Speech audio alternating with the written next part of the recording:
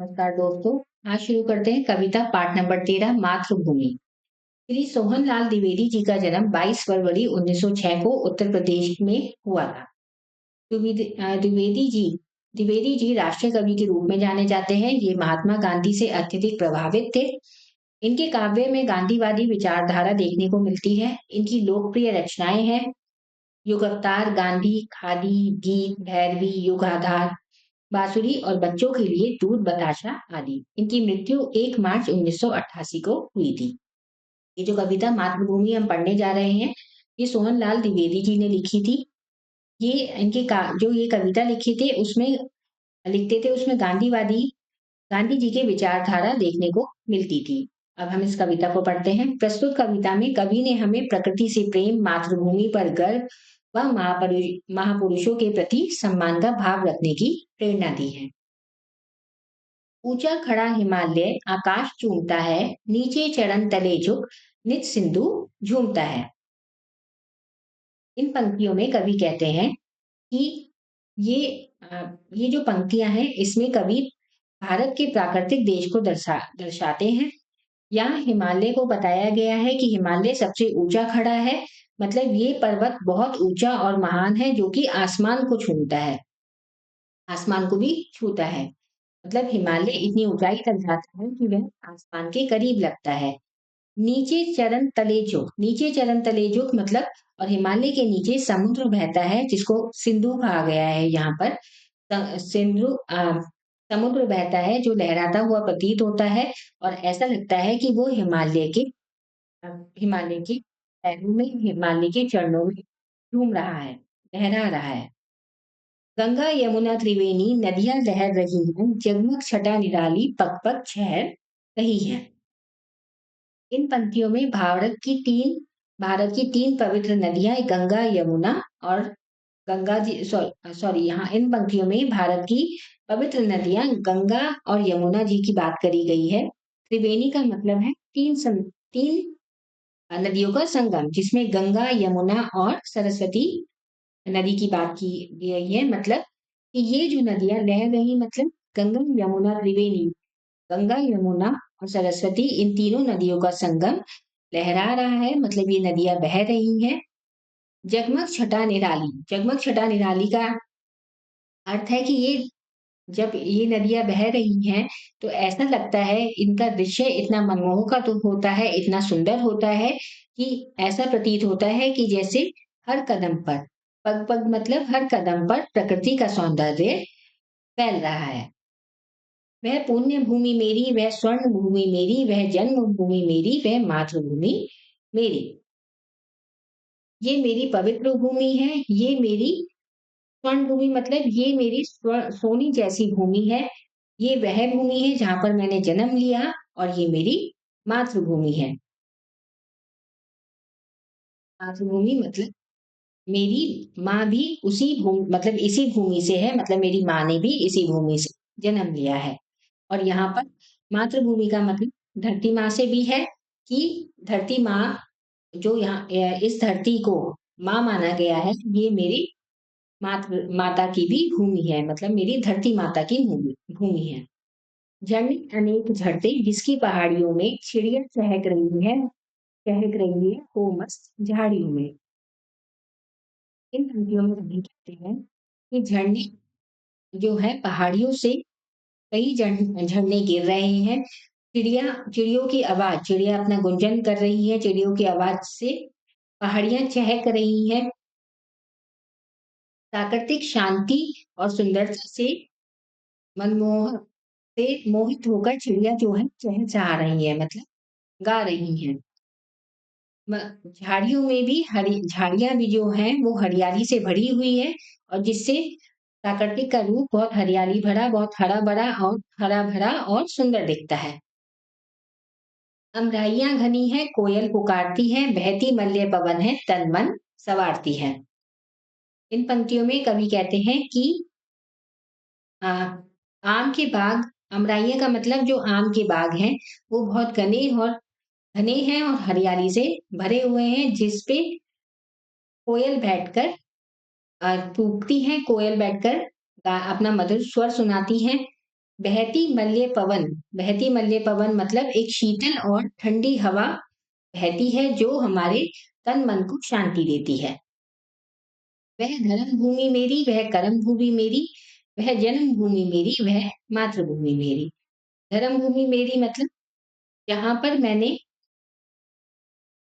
जहाँ पर मैं इस भूमि में मैंने धार्मिक मूल्य सीखे हैं, अपने आदर्शों का पालन किया है, इस भूमि पर ही मैंने काम किया है। कर्म भूमि मतलब अपने कर्तव्यों का पालन किया है। वह जन्मभूमि मेरी, वह मातृभूमि मेरी मतलब इस भूमि पर मैंने जन्म लिया है और यही मेरी धरती माता है। जन्मी थी जहाँ रघुपति, जन्मी जहाँ थी सीता, श्री कृष्ण ने सुनाई वंशी पुनीत गीता।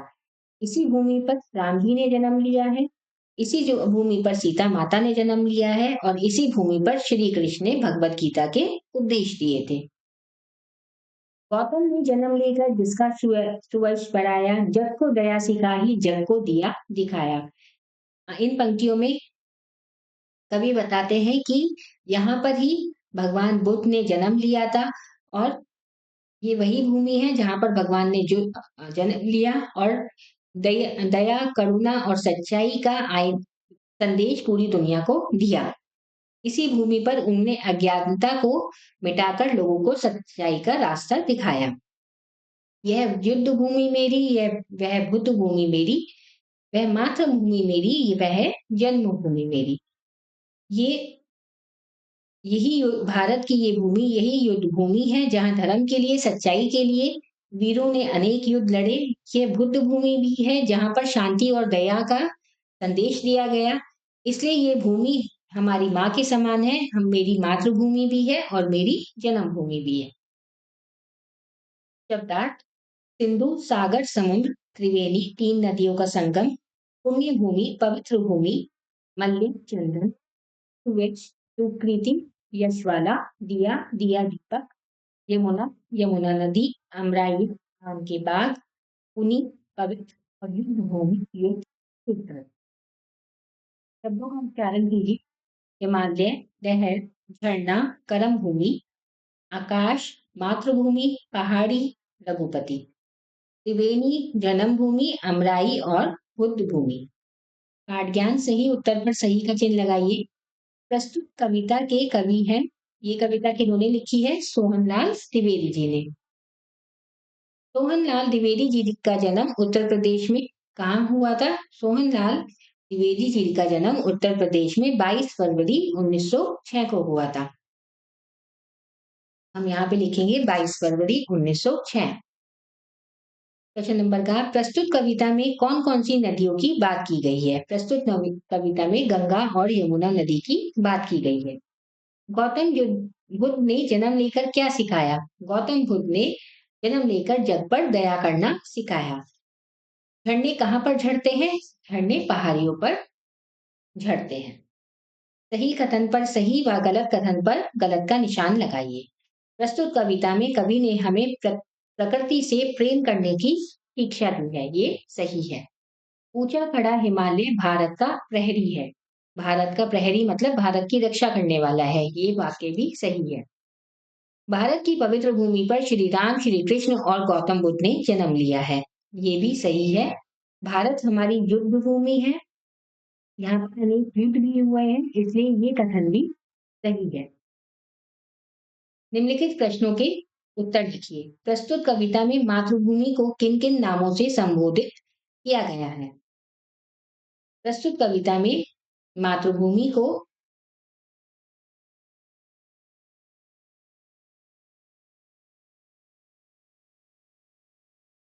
प्रस्तुत कविता में मातृभूमि को पुण्य भूमि, स्वर्ण भूमि, धर्म भूमि, कर्म भूमि, युद्ध भूमि, बुद्ध भूमि और जन्म भूमि से संबोधित किया गया है। अमराइयां किसे कहा गया है? आम के बाग को अमराइयां कहा गया है। कवि ने भारत को धर्म भूमि क्यों कहा है? कवि ने भारत को धर्म भूमि इसलिए कहा है क्योंकि यहाँ पर श्री राम, सीता जी और श्री कृष्ण ने जन्म लिया है। इसी भूमि पर श्री कृष्ण ने गीता के उपदेश दिए हैं। कवि ने सॉरी प्रश्न नंबर घ मल्ली पवन से कवि का क्या तात्पर्य है? चंदन की खुशबू जो हवा के साथ सारे वातावरण में फैल जाती है और हमारे तन और मन को सुगंधित कर देती है, कवि ने उसे मल्ले पवन कहा है। कविता का मूल भाव अपने शब्दों में लिखिए। प्रस्तुत कविता में कवि ने हमें प्रकृति से प्रेम, मातृभूमि पर गर्व व महापुरुषों के प्रति सम्मान रखने की प्रेरणा दी है। प्रश्न नंबर 2, कविता की पंक्तियों का सह संदर्भ व भावार्थ लिखिए। कवि कहते हैं कि इस मातृभूमि पर गंगा, यमुना और सरस्वती जैसी पवित्र नदियों का त्रिवेणी संगम है। जैसे कि हमने ऊपर भी पढ़ा, इनकी शोभा बहुत निराली है जो हर पल हमारी मातृभूमि की सुंदरता का विस्तार करती है। जन्मे जहाँ थे रघुपति, जन्मी जहाँ थी सीता, श्री कृष्ण ने सुनाई वंशी पुनीत गीता। यह वही धर्म भूमि है जहाँ श्री राम और सीता जी ने जन्म लिया। ये वही भूमि है जहाँ श्री कृष्ण ने पवित्र गीता के उपदेश भी दिए।